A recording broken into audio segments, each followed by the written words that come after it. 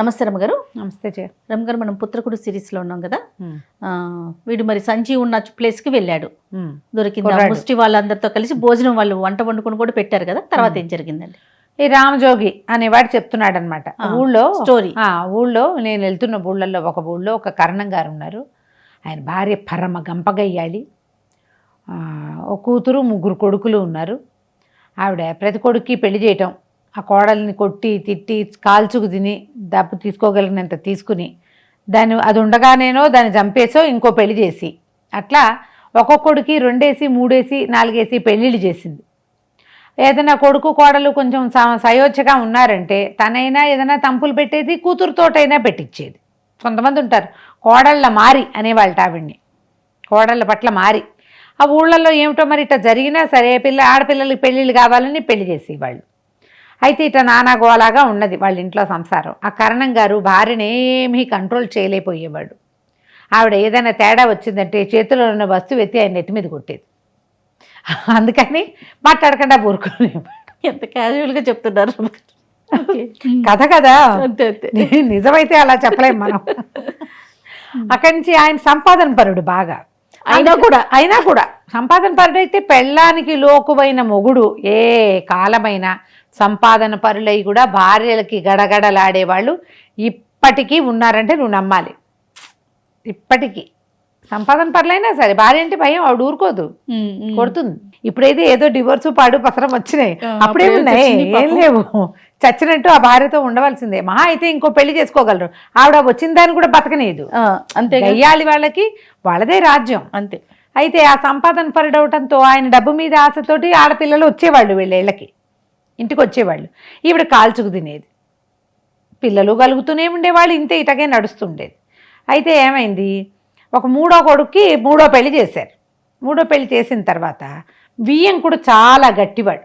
ఈ పిల్లకి 3వ కోడలికి, కొత్తగా వచ్చిన కోడలికి కొడుక్కి తంపులు పెట్టేది ఆవిడ.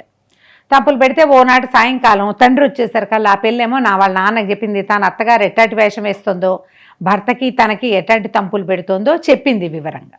నాన్నలకి చెప్పాలి ఇలాంటివి, అమ్మలకి చెప్తే అమ్మలు మింగేసి దాచేసుకుంటారు ఏ కాలమైనా. నాన్న అయితే బయట పెడతాడు.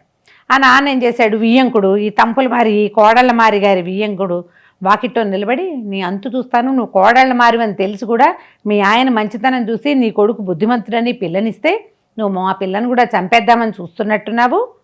నేను తీసుకెళ్ళి రాజస్థానంలో కనుక నేను పెట్టించానంటే నీ సంగతి తేలుతుంది, నా సంగతి తెలీదు నీకు అని అరిచరిచి కేకలు పెట్టాడు. పెట్టేసరికల్లా ఆవిడ ఏం చేస్తుంది, అవతల వాళ్ళు తిరగబడ్డాక ఎంత గయ్యాలి వాళ్ళకైనా భయం వేసి, వాళ్ళు బెదిరితే వీళ్ళకి గయ్యాలితనం. అంతేగా. ఆయనేమో తిరగబడ్డాడు. ఆయన వెళ్ళిపోగానే, వియ్యంకుడు వెళ్ళిపోగానే ఈవిడ ఏం చేసింది, సాయంకాలం కొడుకు రాగానే మీ మామగారు ఏం చేశాడో తెలుసా, ఇట్లా చెందేశాడు అట్ట చెందాడు అని తిట్టిపోతుంది. తిడితే కొడుకు అన్నాడు, మరి నువ్వు చేసిన దానికి చేశాడు, నువ్వు ఇట్లా గొడవలు పెట్టబాకమ్మా, ఇప్పటికి 2 పెళ్ళిళ్ళు అయినాయి, 3వ పెళ్ళైనా నన్ను సజావుగా కాపురం చేసుకోనివ్వు, పిల్ల చక్కగా ఉంది అని కొడుకు కూడా తిరగబడ్డాడు. తిరగబడేసరికల్లా ఈవిడే ఎట్లా కొడుకుతోటి వాళ్ళ మామగారి పని పెట్టించాలా అని ఉంది. ఓ రోజు అర్ధరాత్రి లేచి కూర్చుని, వియ్యంకుడు ఏదో ప్రయోగం చేశాడు, నా గుండెల మీద కూర్చున్నట్టు నాకు కలొచ్చింది, నాకు ఊపిరాటలేదు, పై ప్రాణాలపై జబ్బు నటిస్తారు.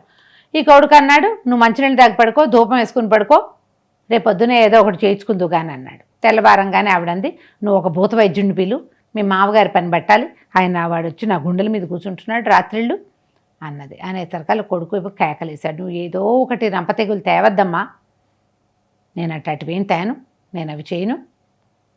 ఆయన ఎందుకు చేస్తాడు, పిల్లనిచ్చుకున్నవాడు, ఆయన అట్లా ఏం చేయడు, ఆయన అట్లాంటి వాడు కాదు అసలు, ఇట్లా నువ్వు చెయ్యొద్దన్నాడు. వాళ్ళింటో ఈ గోల నడుస్తోంది. ఆ సమయానికి ఈ బుడబుక్కల వాడ వేషం వేసుకుని ఈ రామజోగి వాళ్ళ వాకిట్లోకి వెళ్ళాడు. చెప్తున్నాడు అనమాట, నేనేమో వాళ్ళ వాకిట్లోకి వెళ్ళాను, ఇది జరుగుతోంది. ఆవిడ సంగతి తెలుసు. ఆ వైపు వెళ్ళినప్పుడల్లా వాళ్ళ ఇంట్లో గొడవలు, ఆవిడ ఆ కోడళ్ళని రాచి రంపాన పెట్టడం, వచ్చిన వాళ్ళతో తగాదా పట్టడం, మొగుడిని కొట్టడం, కొడుకుల మీద పెద్ద పెద్ద కేకలు పెట్టడం నేను వింటూనే ఉన్నా, నాకు తెలుసు కొన్నాళ్ళుగా. నేను వెళ్ళేసరికల్లా ఆవిడేమో నన్ను కేకేసి, ఒరే అబ్బాయి, మా వియ్యంకుడికి ప్రయోగం చేయాలి, ఏమైనా సరే వాడు చచ్చిపోవాలి, నువ్వేం చేస్తావో చేయగలవా ఏమన్నా అని అడిగింది. అడిగితే ఇది డబ్బు కాసిపడి నేను ఒప్పుకున్నా. ఆవిడ బోళ్ళని వస్తువులు ఇచ్చింది, బియ్యం ఇచ్చింది, పప్పులు ఇచ్చింది, ఉప్పులు ఇచ్చింది, చాట్ ఇచ్చింది, కొంత డబ్బులు ఇచ్చింది. వస్తోందిగా డబ్బు, నేను ఎందుకు కాదనాలని నేను అవన్నీ తీసుకున్నాను. తీసుకుని ఏం చెప్పాను, మీ వియ్యంకుడి మీద ప్రయోగం చేస్తా. ఆయన చచ్చిపోతాడో చచ్చిపోడో నేను చెప్పలేను, ఎందుకంటే ఆయన ఎదురు ప్రయోగం ఏం చేస్తున్నాడో నీ మీద. నీ గుండెల మీద కూర్చుంటున్నాడు అన్నావు కదంటే కాదనలా ఆవిడ, అవును అవును అన్నది. అంటే ఆయన కూడా ఏదో ప్రయోగం చేస్తున్నాడు కాబట్టి చంపలేనేమో కానీ ప్రతిక్రియ చేస్తానని చెప్పా. రోజు హోమానికని నెయ్యి ధూపానికని అది చొప్పున తీసుకుంటున్నా. ఆవిడకి 10 రోజులు గడువు చెప్పా. ఇక రోజులు చివరికి వచ్చేసినాయి. ఆ వియ్యంకుడికి ఏదైనా జ్వరమైనా వస్తే కనీసం నేను చేసిన ప్రయోగం అక్కడ ఫలించిందని చెప్పుకోవచ్చు, నమ్ముతారు వాళ్ళు. నమ్ముతుంది. అట జరుగుతుందో లేదో తెలియదు. 8 రోజుల నుంచి వాళ్ళ వైపుకే తిరుగుతున్నాను. ఇట చస్తున్నాము, ఆడాళ్ళు ఇట్ట ఉన్నారు అనేసరికల్లా పుత్రకుడు అన్నాడు, ఇదేమిటి ఇంకా గొప్ప గయ్యాళులు ఉన్నారు మా ఊళ్ళో, నేను ఇంకొక కథ చెప్తానని పుత్రకుడు ఇంకొక కథ చెప్పాడు. ఏం చెప్పాడు ఆ కథ చూద్దాం చూడు. సానుభూతి అని ఒక ఆయన ఉండేవాడట. ఆయన పేరే సానుభూతి. బాగుంది. ఆయనకి వీరమ్మ అని ఒక మంచి బ్రహ్మాండ నాయకురాలైన భార్యమని ఉండేది. అయితే ఈ సానుభూతి అనేవాడు బ్రాహ్మడు పాపం. బ్రాహ్మణ అయినా ఆ వీరమ్మ కూడా బ్రాహ్మణ స్త్రీయే, బ్రాహ్మణ కుటుంబమే. ఇతను యాయవారం వెళ్ళేవాడు. అన్ని చోట్ల నుంచి డబ్బులు తెచ్చుకున్నాడు. అందరికి వెళ్ళి ఇవాళ మంచి రోజు అండి చెప్తే వాళ్ళు ఏదైనా ఇస్తే అవి తెచ్చుకునేవాడు. ఈవిడికి పని పాట ఏమీ లేదు, ఇంటూ ఉండేది. సాయంకాలం అయ్యేసరికల్లా చేతులు తీటగా ఉన్నాయి, నాకు చెయ్యి విసరాలి, చెయ్యి గట్టిగా విసిరితే తగ్గుతుంది. విసరటానికి ఈవిడికి దంపటానికి ఒడ్లు లేవు, విసరటానికి బియ్యం లేవు, పోనీ పొలంలోకి వెళ్ళి పని చేసుకోవడానికి పొలం లేదు. చేతుల తీట ఎట్టా తగ్గాలి? ఏదైనా పని చేస్తేనే అది తగ్గుతుంది. నీకు ఇంకా అర్థమైంది. ఏదో ఒక పని చేయాలి, పని చేయడానికి ఏం లేవు మనకి ఇక్కడ. అందుకని ఏం చేసేది, సాయంత్రం భర్త వచ్చాక అది కాస్త అన్నం వండి వాడి మొహాన్ని పడేసి ఆ తర్వాత ఆయన బొంగు పెట్టి కాదు గోగునార పెట్టి కొట్టేది. రోజు ఆవిడ చేతుల రెక్కల తీట తీరేదాకా ఆయన్ని కొట్టేది. ఇవి ఏంటి, ఈ గోగునార ఎట్లా, ఈ పక్కనంతా గోగులు పండేవి, గోగులు పండితే అదే గోగు అని నార తీస్తారు. ఆ గోగునార తీసి చుట్టలు చుట్టలు చుట్టి తాళ్ళు కడతారనమాట. ఆ తాళ్లతోటి ఈ వ్యవసాయ పనులకి వాడుకుంటారు గోగునారని. ఆవిడ తాళ్ళు తెచ్చి పెట్టుకునేది. ఎవరైనా వాకిట్లో పోయి గోగునార మోసుకెళ్తుంటే నాకు కూడా 4 తాళ్ళు పేనివ్వండిరా అంటే వాళ్ళు ఎవరైనా బ్రాహ్మణ బాపనక్కయ్య అడుగుతోంది, ఎందుకు వద్దంటారు. 4 తాళ్ళు పడితే తాళ్ళు తెగేదాకా మొగుడిని కొట్టి అమ్మయ్య నా చేతులు తీట తగ్గిందని పడుకునేది. రోజు కొట్టేది, రోజు కొట్టించుకునేవాడు ఆయన. రోజు ఈవిడ కొట్టేది. ఆయన చచ్చినట్టు దెబ్బలన్నీ తిని తెల్లవారులు దేవుడా రావడాన్ని మూలిగి పొద్దున్నే లేచి మళ్ళీ యాయవారానికి వెళ్ళేవాడు. వీళ్ళకి పిల్లా జల్లా ఎవ్వరూ లేరు ఈ సానుభూతికి. ఇట్లా నడుస్తుంటే ఏమైంది, ఒకనాడు ఈయన ఏదో పై ఊరికి వెళ్ళాడు. వెళ్ళేసరికి అక్కడ ఏరు పొంగింది, రాలేకపోయాడు. 3 రోజులో 4 రోజులో ఆ ఊళ్ళో ఉండిపోయేసరికి ఈవిడికి సాయంత్రం అయ్యేసరికి మొగుడు కోసం చూసింది రాలా. ఇక్కడ చిన్న జల్లే పడింది ఈ ఊళ్ళో. మనకు చూడు హైదరాబాద్లో ఎర్రగడ్డలో వాన పడుతుంది, అమీర్పేటలో అసలు ఒక చొక్క కూడా ఉండదు, ఇది మునిగిపోతుంది. అది మాత్రం అలాగే ఉంటుంది. అక్కడ కూడా అంతే. అక్కడ ఏరు పొంగింది ఆయన వెళ్ళిన ఊళ్ళో. వీళ్ళ ఊళ్ళో ఊరికే జల్లే పడింది. మొగుడు కోసం చూసింది, ఏదో ఉన్నది కాస్త వండుకు తిన్నది, రాలా. తెల్లవారేసరికి రెక్కలు నొప్పులు పుట్టేస్తున్నాయి. మరి రోజు విసిరేది కదా, తాడు పటా కొట్టేసేది. అప్పుడు చేతులు విసిరి చేతులు సాగి ఉండేవి. ఇప్పుడు ఏం చేస్తుంది, 2 రోజులు చూసేసరికల్లా 2వ రోజుకి అసలు చేతులు తీట తగ్గటం లేదు ఆవిడికి.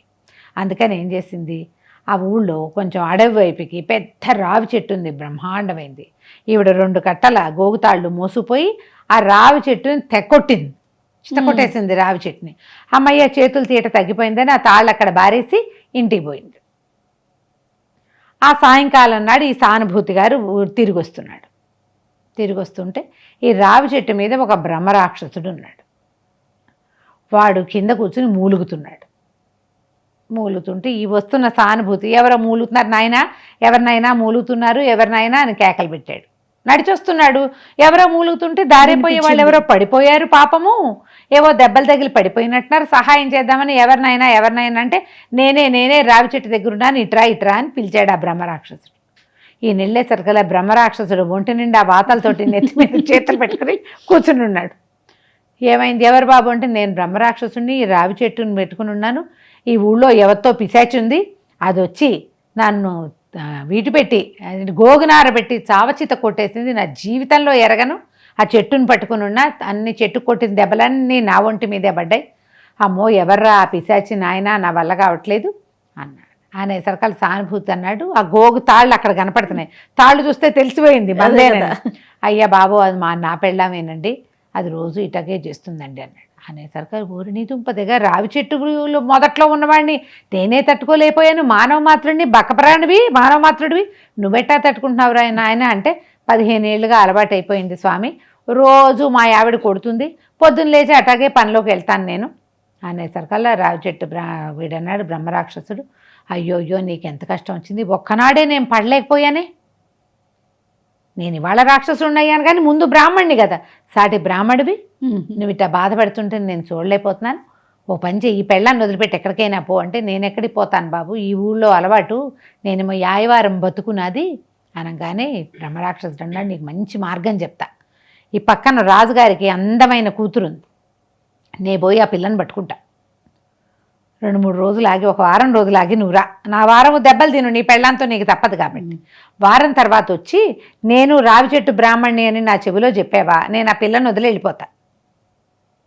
అప్పుడు రాజుగారు నీకు బ్రహ్మరథం పడతాడు, నువ్వు ఇంకా నీ పెళ్ళాం దగ్గరికి రావక్కర్లా, హాయిగా రాజ్యంలో ఉండి సుఖంగా ఉండు, కానీ నీ పెళ్ళాం 4 రోజులు చూసి ఏ చెట్టునో చామనో కొట్టి దాన్ని ఏడుస్తుంది అనేసరికి సరేనన్నాడు. సరేనని ఈ సామాన్లు మోసుకుంటూ ఇంటికి వెళ్ళాడు.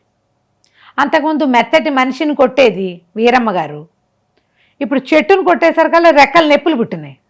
4 రోజులు కొంచెం ప్రశాంతంగా రెస్ట్ ఇచ్చింది. ఆ 4 రోజులు మన బ్రాహ్మణాయన కూడా ఈ సానుభూతి కూడా రెస్ట్గా హాయిగా ఉన్నాడు. వండుకుని తిన్నారు భార్యాభర్త.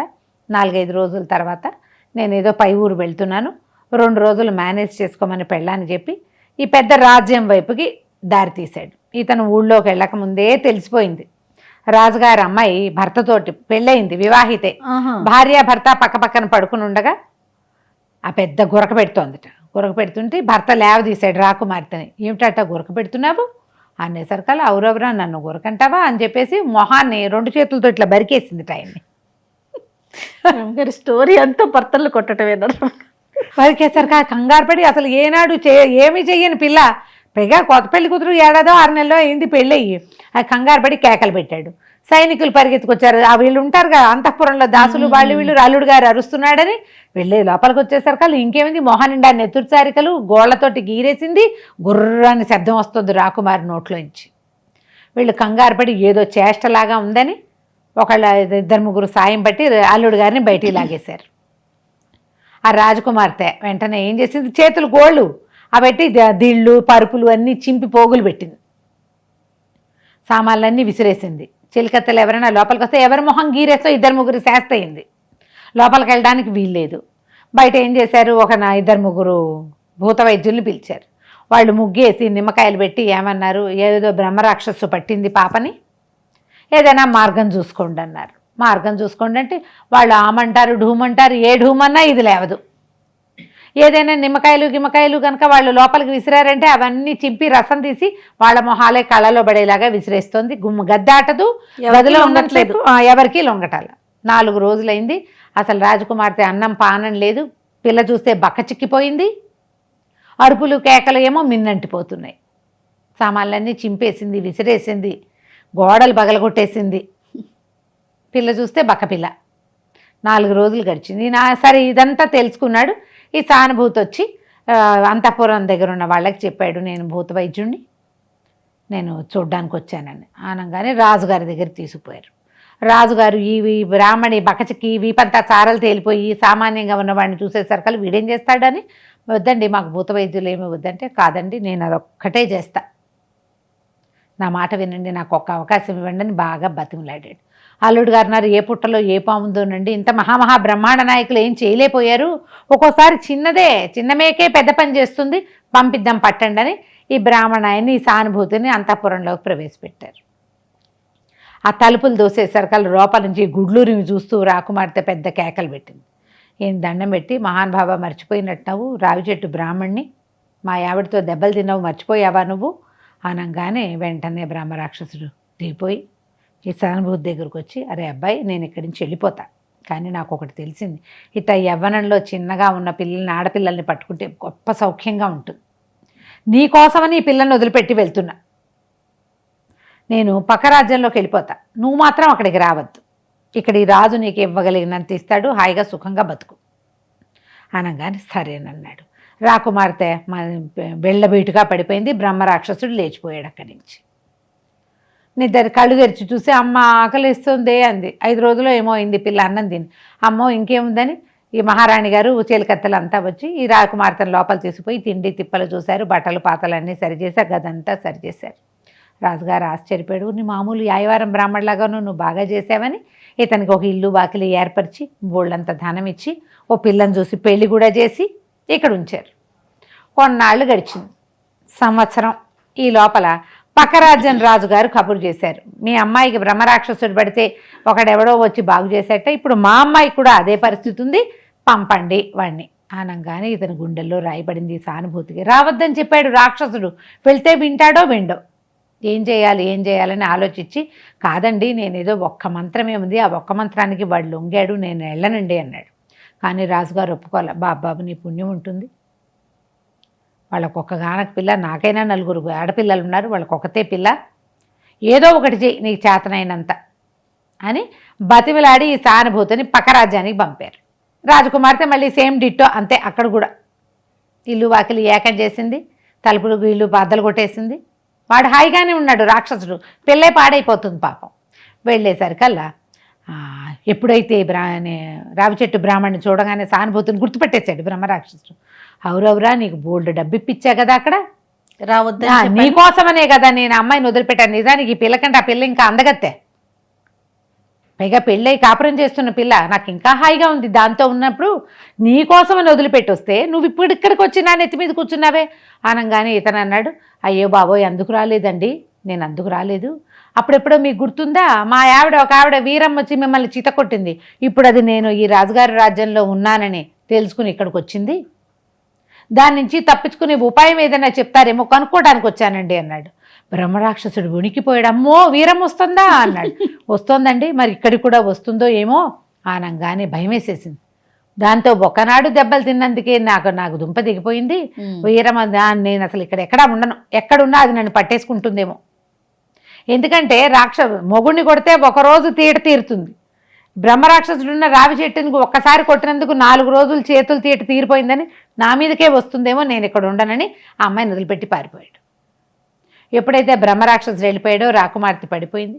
వాళ్ళందరూ సంతోషించి బోల్డన్ని గ్రామాలు ఇచ్చి ఈ సానుభూతికి సంతోషంగా తమ దగ్గర ఉంచుకున్నారు. ఇంతంత గయ్యాళ్ళు కూడా ఉన్నారు, బ్రహ్మరాక్షసుడు కూడా భయపెట్టే గయ్యాళ్ళు ఉన్నారు. నువ్వు ఒక పని చెయ్యి, నీ జోలి ఢక్కా నాకు ఇవ్వు, ఇవి 2 నాకు ఇస్తే నీ దగ్గర నువ్వు డబ్బులు తీసుకున్నావు కదా కోడళ్ళ మారి, ఆవిడ పని నేను నీకు చెప్తాను అనేసరికల్లా ఇతను ఏం చేశాడు, పైనుంచి తన జోలె తీసుకొచ్చి పుత్రకుడి చేతిలో పెట్టాడు. ఆ జోలె అటు ఇటు తిప్పి చూసి పుత్రకుడు అన్నాడు, భలే బాగుందే, ఇది నీకు ఎక్కడ దొరికింది అని అడిగాడు. అడిగితే అది నేను చెరువుగట్టున స్నానం చేయటానికి వెళ్తే కోతులు పట్టుకుని తిరుగుతున్నాయి, ఒక కోతి పట్టుకుని తిరుగుతుంది, ఇంకో కోతి లాక్కోవడానికి చూస్తుంది.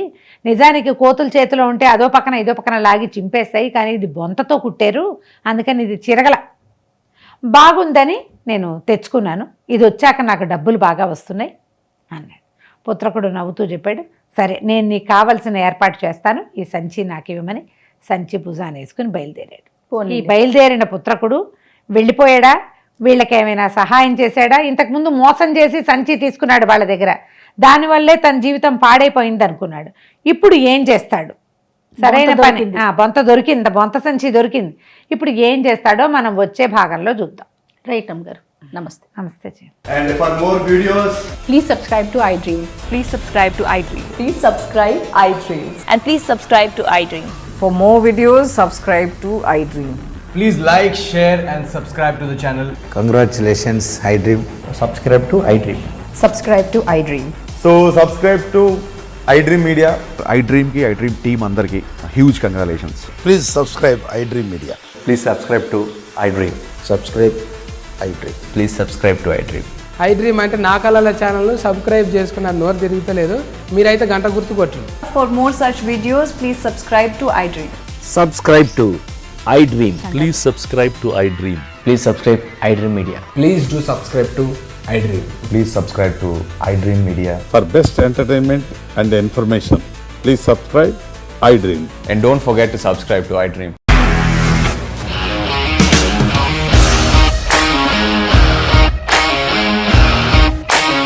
ఇండస్ట్రీలో కమిట్మెంట్ ఇష్యూస్ వస్తే నీకు కూడా వచ్చినట్టు మార్నింగ్ తీసుకెళ్ళాడంటే కొట్టి పడేశాడు.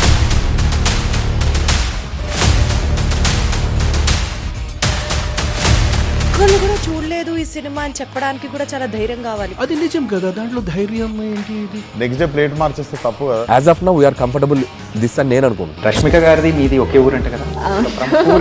నీకు కోపం వచ్చిందంటే బాగా తిట్టేత్తరా? తిట్టేద్దామండి. నిజంగా గేమ్ ని ఎలా చేంజ్ చేయగలిగారు? ఏపీఎస్ఎఫ్సి వాళ్ళకి 6 నెలల్లో నేను 6 లక్షలు కట్టా. బిజినెస్ చేయాలనుకుంటే it is as difficult as riding a tiger.